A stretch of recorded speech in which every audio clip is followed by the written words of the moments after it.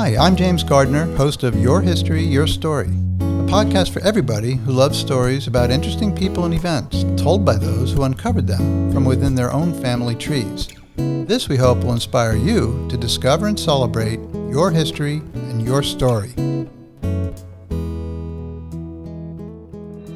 Welcome to today's episode, Kresgen's Amazing Life. Our guest today is known worldwide as the Amazing Kreskin. He is a thought reader, or mentalist, who for 6 decades has wowed crowds with his gift of mind reading. And today, he'll be sharing stories about his family roots, life, career, and his amazing gift. I'd like to now welcome Kreskin to our show. Welcome, Kreskin. Well, I'll tell you, James, it's great to talk to you. By the way, just in hearing the tone of his voice, since he dare not edit this out, sometime if I'm on with you in person, or in a public event in person, I dare not read your thoughts in public. No, I'm only joking, James. Just joking, I say this more and more, and of course it's more appropriate now. If we can't laugh at ourselves in our culture today, we're in gigantic trouble. And I can remember as a kid here in Colwell, New Jersey, across the street was the Park Theater, which for me to get to the apartment I grew up in, to the Park Theater took about 60 seconds or 2 minutes. And on Saturdays, I would go, for 15 cents to get to see 2 full-length movies. Usually one was a Western and the other was other kind of stories. And then, of course, the cartoons, which we loved. And there was always the news. And there I see a Second World War. I'm a little kid, Franklin Delano Roosevelt sitting there. You could tell he's laughing. He's got his hand hitting his knees and smiles. And it's Bob Hope next to him who's mocking everything in sight because, of course, humor is one of the great forces and supports when a culture is in trouble or in danger. So we can't stop. Thank you for that. I just wanted to ask you a little bit you talked about your early years. Can you tell us a little bit about your background, where you were born, and where does your family come from? Well, the rumors are that I was born in outer space on another planet. That's really not true. I was born in Montclair, New Jersey, but I grew up all my life in the Caldwell. I lived in Caldwell, and then years ago moved to West Caldwell, and then the past 38 years live in North Caldwell, about 4 blocks from where I grew up. So I spent most of all my life here. My father's side of the family is from Poland. In fact, many of them settled in, my father was born in the United States, was from Poland, the family is, and they settled in Bethlehem, Allentown area of Pennsylvania, which I have tremendous, wonderful memories of visiting them, what have you. I once had in Bethlehem and Allentown about 84 relatives, so you can see that we dominated the political picture. No, we didn't. And then my mother's side of the family were from Sicily, my grandmother and grandfather. And she was a chef for royalty. So you can imagine here on Roseland Avenue, when I would walk over there from my house or after church, and maybe 16 of us sitting around the table. And you can imagine the meals we had. Of course, my favorite dish still remains the spaghetti with meat sauce. And my second favorite dish is spaghetti with meat sauce. But wonderful meals. And they didn't speak much English. I love them dearly. It was a wonderful culture there on Roseland Avenue. So mainly on Roseland Avenue were mainly Italian people and black people, and we got very close. All of us got to know each other well. That was the day. It was a rare. You don't see it today because portraits are no longer important in people's lives. And my grandparents lived on Roseland Avenue, so when you walk down, my grandfather built the house with his own hands. And because he was in the construction field, he came here first to the United States and settled and became an American citizen. And very often they did that before they brought their wives over because the husbands wanted to make sure that they were settled and had a job and what have you. It was a great experience. And then the great thing about it was years ago, people sat outside because they didn't have air conditioning inside their homes. In the evenings, they sat outside, and the various neighbors visited, and all the wonderful experiences I had. And if Johnny or Jimmy got out of sight and went too far down the road, so-and-so who was sitting outside would say, "You go back or I'm going to call your mommy or daddy. Get back in the house." Everybody saw each other, while today you don't have. One of the reasons people have less friends than they had years ago, and no question less friends, is that they're not communicating as much. They're doing it through a device called the cell phone and what have you, and that is crippling. I've written 22 books, and the 22 books that I've written, one of them 3 years ago, I went into great length on how the modern communications is exciting and thrilling and what have you, and could be the beginning of the breakdown of modern society. And that's exactly what's happening. We don't hear each other anymore. We don't listen, because I was just at a restaurant here in New Jersey a couple months ago, and I talked to some TV producers, and we're at a table, and I mentioned this, and they say, Kreskin, we should have a camera right now. Look around. And there were a number of college-age students and younger students, like some had 4 or 6 at a table, but they weren't conversing. They had cell phones to their ears. So we're used to not hearing what each other say, and we're used to quick answers. It's a different culture today. It's kind of dramatic. I think you're right. And I think just the picture that you're painting of the area where you grew up and having family, both actually biological family as well as neighbor family, all there to support you and watch after you, must have been a wonderful experience. But I did want to say one quick thing. You mentioned about your Polish side of the family from Bethlehem, Pennsylvania. I went to school out there. And Are you kidding me? I'm not kidding you. I went to school at Moravian College. Oh, my God. My family lived a few blocks from Moravian, because we used to walk the city all the time, Isn't that something? Yes. What did you major in? I majored in history. Oh, my goodness. And back in the 70s, when I was there, you came to Moravian College. Yes. Well, let me tell you a background story. Early in my career, when I wasn't well known and what have you, I would come into Bethlehem and do shows at private homes, private events, and Polish clubs that were in the area. And I had wonderful audiences through the years. So I have a love affair. I have a tremendous love affair with Pennsylvania. It's a wonderful state. That is so exciting to hear, because the city in my early career was very important in my work, because they were very supportive of me, and you saw me there, and I performed many, many shows in the area. By the way, I love Polish jokes. It's hard to tell them on the phone because you need sometimes visual things, and I care about my family because they often live Polish humor. We laugh at each other all the time, and that, thank God we haven't lost that. But that is neat. How did you come to go to school in Pennsylvania? Well, what happened was, when I was in high school, and I happened to go to James Caldwell High School. So Yes, so did I. Yep, same high school. I went to Grover Cleveland High School, yeah. Yep, and they had a recruiter come. There were some recruiters who came in, and they told us about this school. And I was looking for a school that was far enough away where I could be away from home, and at the same time have a small campus where it'd be friendlier. And then I saw that the college was founded, I think, in 1742, if I'm not wrong. And it's a couple of years old. One of the oldest colleges in the country. And I saw that. Of course, that fascinated me. And I took a tour there, and it was the old campus, which is on the south side of the town, down by the river. Yeah. And it was so charming. They had buildings that were used as a hospital during the Revolutionary War. There was an old cemetery there. There's the Moravian church where they do the Christmas Vespers. They deck the whole town up with lights at Christmas time. And they put the big star. Oh, that Moravian church is neat, yeah. It's beautiful. It's got a big star they put up on the mountain up by, I guess it's by Lehigh, and kind of a great experience. So I ended up going there.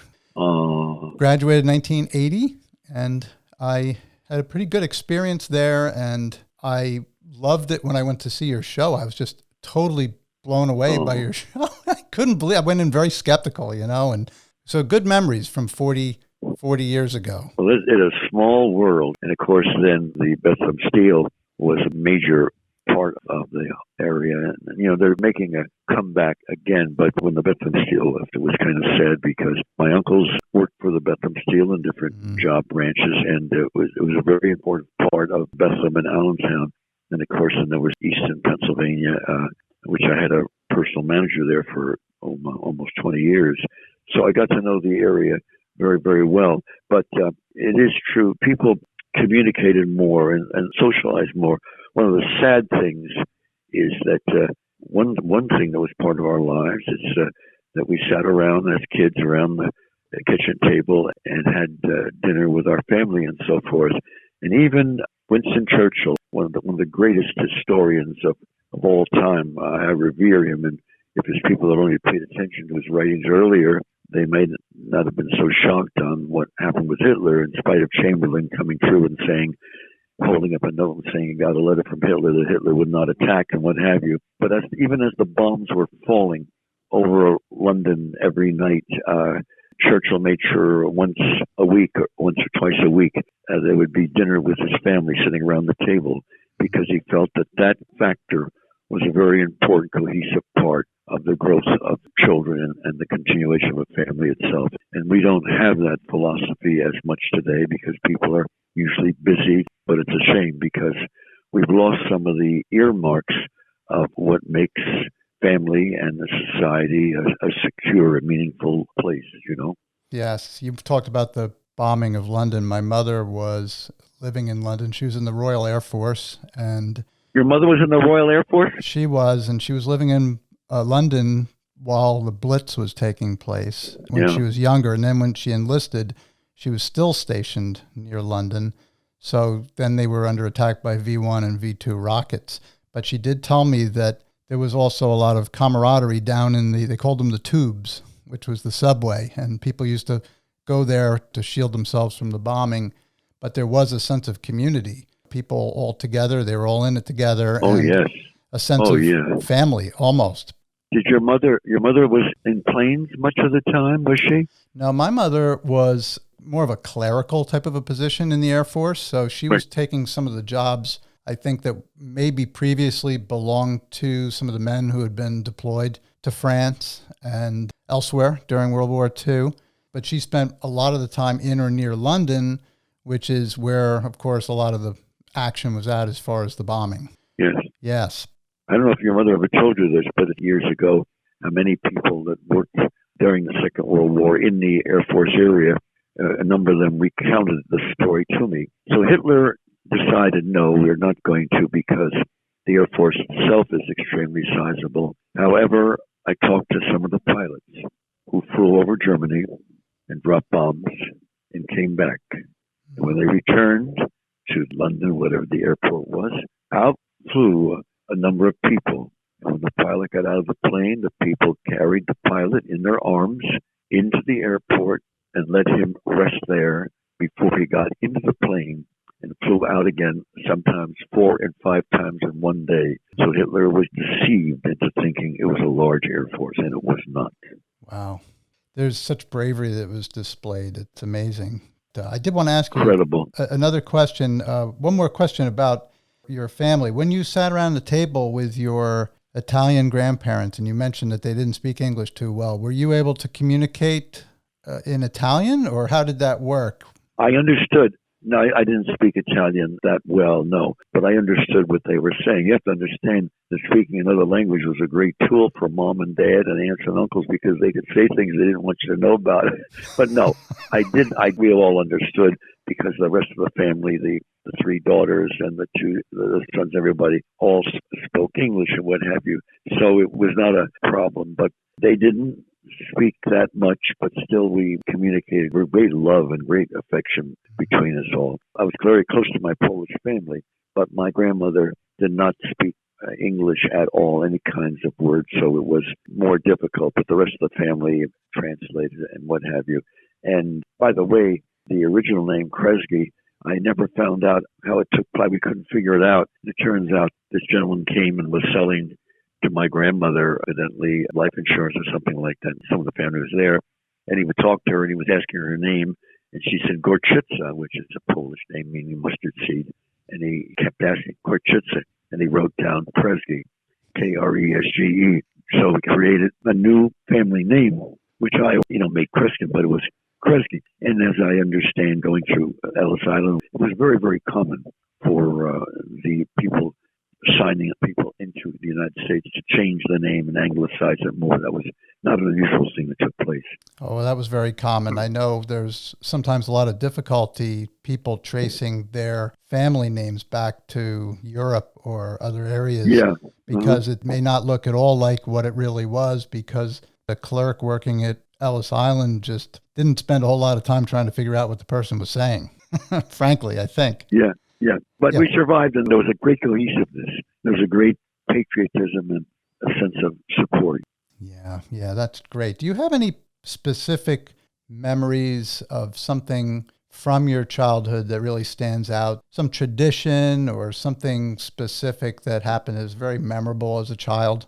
Well, I have, of course, growing up in Cole, my school, Lincoln School, and then I grew up at Cleveland High School and what have you, of course, are very, very important to me. The great thing, and I feel sorry for students today because they lost that feature. The great thing is, where I lived in Caldwell, the Lincoln School was about a mile from my house, and the Grover Cleveland High School was a mile from my house.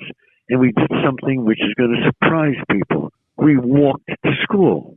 Walked to school every damn day, even when there was heavy snow weather. And when I traveled in the Scandinavian countries and what have you, the people tell me, Kresgen, we do it all the time.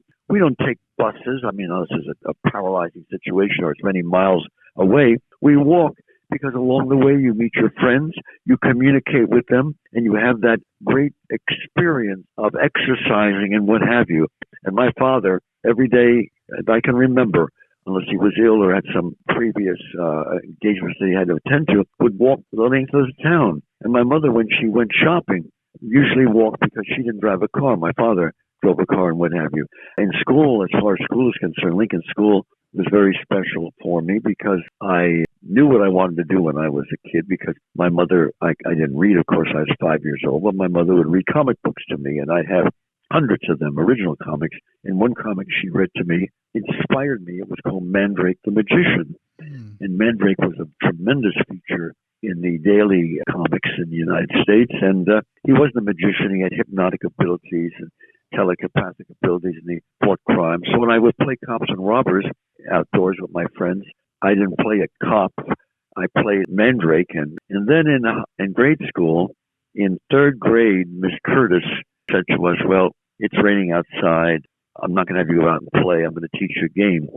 So she sent Jane Hamilton into the hallway, and we were third graders, and we hid a bean bag in someone's desk, a little cloth bag, and Miss Curtis called Jane back in and said, Jane, walk around the classroom. If you're getting near where they hid it, they'll say you're getting warm. If you're not near, you're getting cold. It's an old game called hot and cold, which I never knew about. So when she got near the desk that it was in, one of the students was sitting at, and we were all saying, we're getting hot, and she found it in the desk. And I wanted to play it. I was obsessed with it. So I'm walking home. When I got home, my brother's a couple of years younger, and I said, let's go over to Grandma's house, Grandma and Grandpa's house, my Italian family, and they lived about 7-8 minutes away. So I walked over there, and I said, go upstairs. Here's a penny or a nickel, whatever it was. Hide this in Grandma's house. They built a whole house, and downstairs it was a store. They rented it out. That's the way they made ends meet. And so he calls me. He had hidden it, and I come up the steps to the second floor and walk into this old-fashioned kitchen with a pot-belly stove. My grandmother's sitting there not knowing what we're playing. And I walk around the kitchen, and I end up walking in my uncle's bedroom. He's at work. Go up to this old chair and climb up on the chair and find myself reaching behind a curtain rod. And lo and behold, I'm touching the penny. And then when I came back in the kitchen, it dawned on me. I forgot to tell my brother to talk to me. He never said a word. He's just standing there wondering what the hell I'm doing, what's going on. And, of course, it got around the family. I'm sure one of the rumors was that I had the evil eye or what have you, because it's an Italian family. But anyway, so I started, and I had my family at private parties hide an item or an object and what have you, and proceeded to locate it.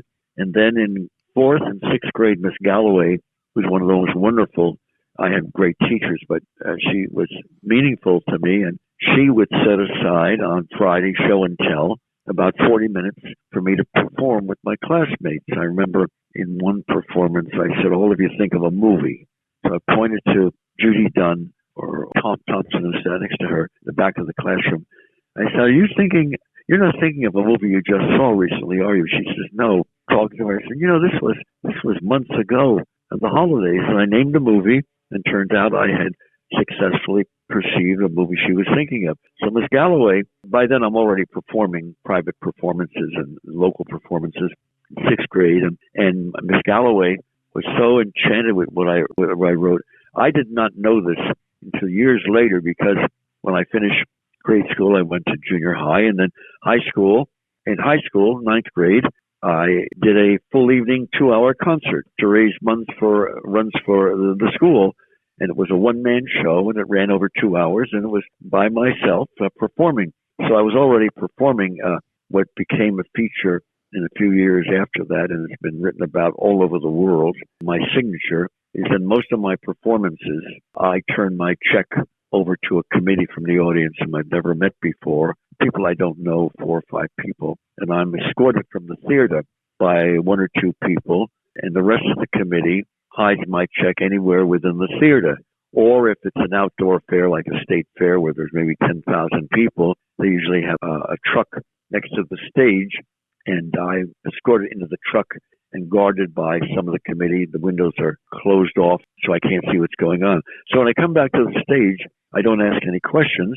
I simply admonish 1 or 2 of the committee to concentrate on what they've done. And if I don't find my fee, literally physically find it, I don't ask any questions, I have to find it, and I forfeit it, and the money goes to the company or the business or the group that booked me, and I don't get paid. People say, have I ever failed? And yes, I have. I failed 11 times. Now, that's not much out of 4,000 or 5,000 times, but some of the incidents have been very dramatic. In New Zealand, one of my favorite places in the world I've worked in, I remember the second night at the theater I failed, and the money was turned over to a children's hospital. There was a press conference held the next day, and over 100 reporters there, because the story became an international story. I had failed to find my check, and I lost in one night $51,000. Oh. So the test is a very legitimate one. A movie's being written, and I come into this gymnasium, because I've done over 1,000 university shows in this country and in Canada. Came in the gymnasium and walked up to an elderly gentleman. It was crowded. There was a couple of thousand people. And I said, would you open your mouth? And I felt like a jackass. There was no check. And I walked away. I said, I'm sorry. Please sit down. I walked away from him, walked to the stage. I thought, what a stupid thing to do.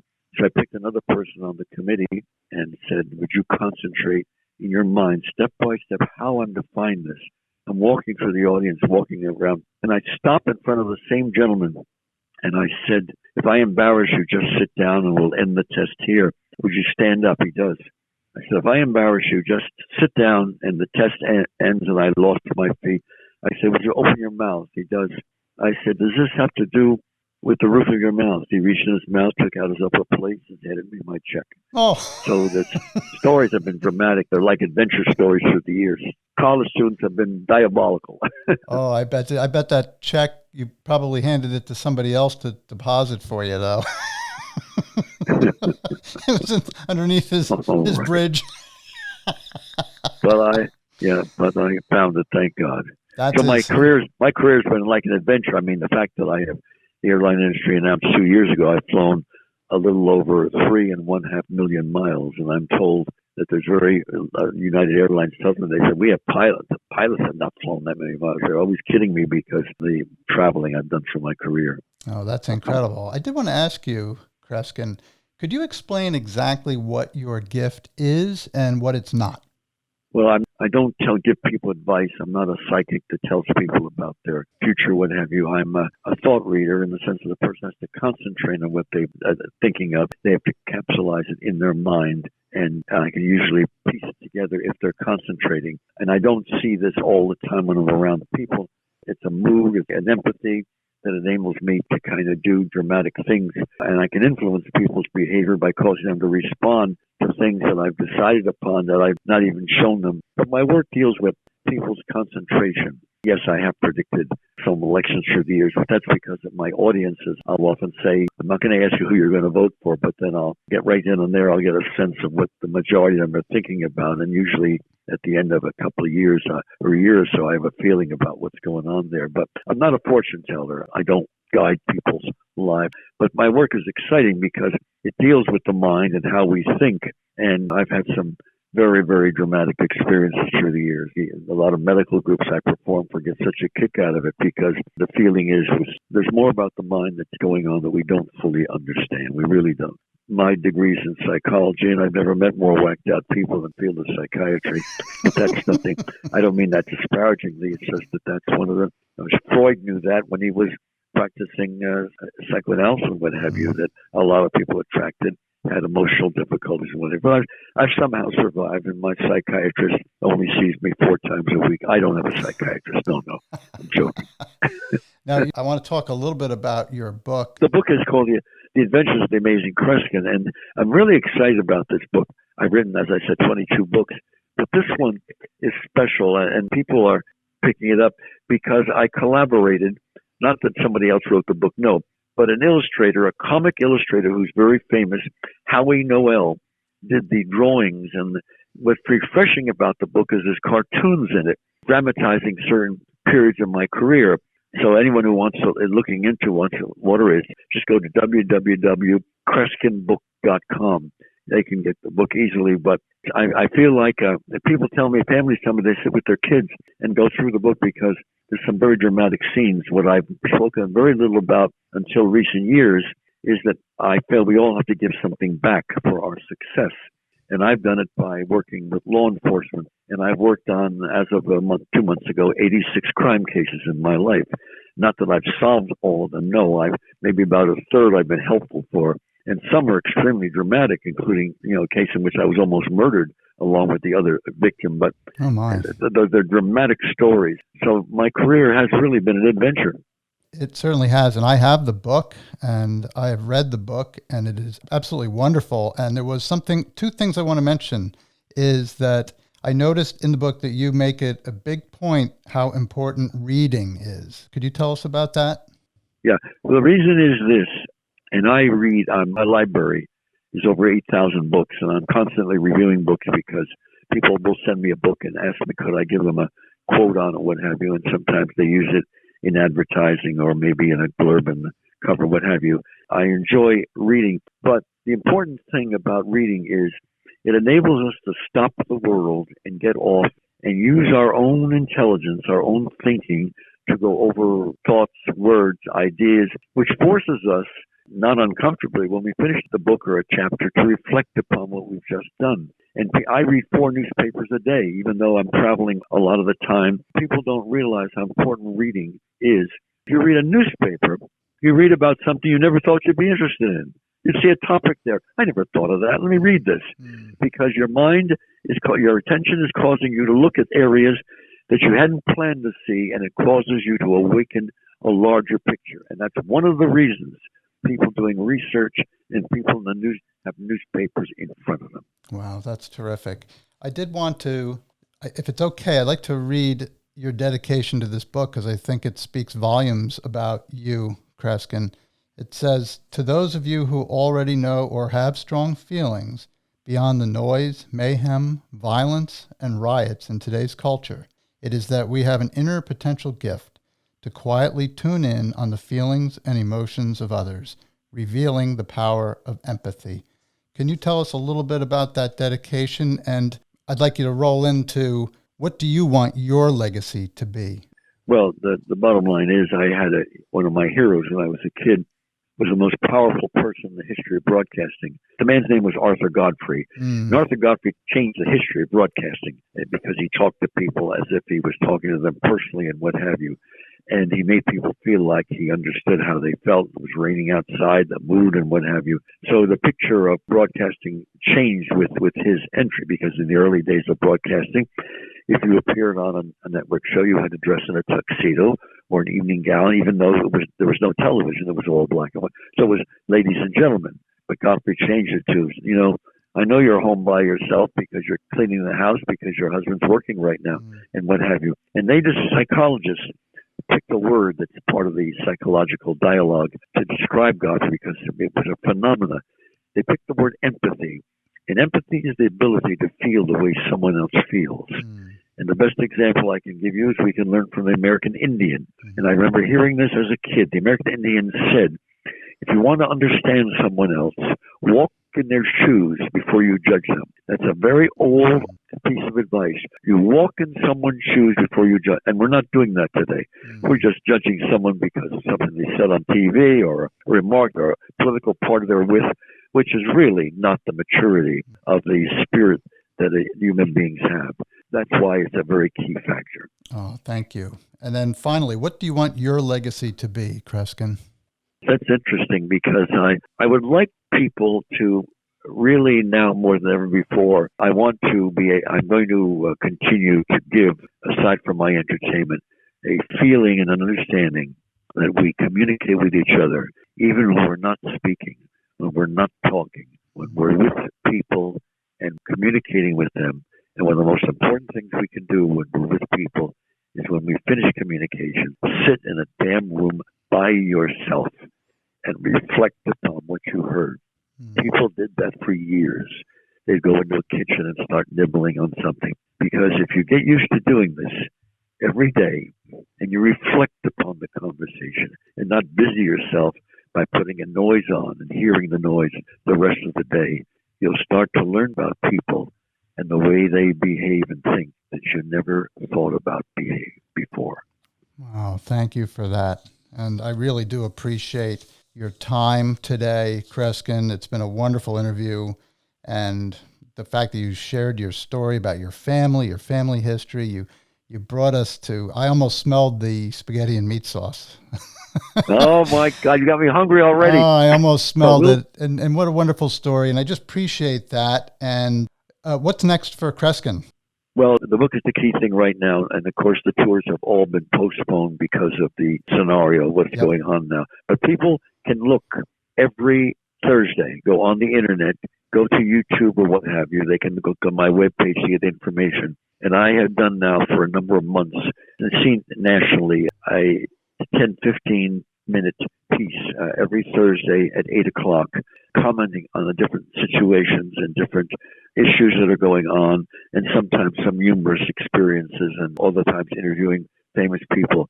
But I want to keep on top of what's going on and still remain communicative. And it's called What's on My Mind. That's the title of the Thursday piece that's on the YouTube and the internet. It's called What's on My Mind. And people can go on my webpage, AmazingKreskin.com, to find out what it's all about. Listen, James, we will continue and keep in touch from time to time. So I won't say goodbye, but in the spirit of broadcasting, let's just say to be continued. Thank you, Kresgen. Thank you for your time and for sharing your story with all of us. And for all of our listeners, until next time, keep discovering and telling stories that inspire you and others. Have a great day. Thank you for joining us for this episode of Your History, Your Story. Please subscribe, share, and check out our website at yourhistoryyourstory.com for episode notes and bonus content. We'd love to hear from you if you have any questions, comments, or a story to tell. Be well and God bless.